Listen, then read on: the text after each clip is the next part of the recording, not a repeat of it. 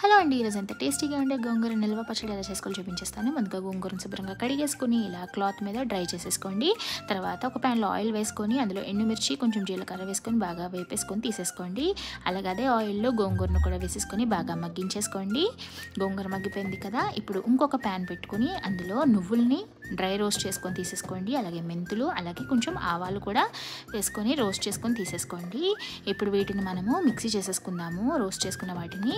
తర్వాత అందులోనే కొంచెం చింతపండు, కొన్ని వెల్లుల్లి రబ్బలు, అలాగే మనం వేపు పెట్టుకున్న ఎండుమిర్చిని కూడా వేసేసుకొని కొంచెం సాల్ట్ వేసుకొని బాగా మిక్సీ చేసేసుకోండి. తర్వాత మనం ఇలా కొంచెం గోంగూరని రోట్లో నూరుకుని తర్వాత మనం మిక్సీ చేసుకున్న కారాన్ని కూడా వేసేసుకొని రుబ్బేసుకోండి. ఇప్పుడు తాలింపు పెట్టేసుకుందాం పచ్చడిని. మనము ఆవాలు, మినపప్పు, వెల్లుల్లి రబ్బలు, కొంచెం ఎండుమిర్చి, అలాగే కరివేపాకు, కొంచెం ఇంగువ వేసుకుంటే అదిరిపోతుంది. పచ్చడి అయితే రెడీ అయిపోయింది. చూసారు కదా.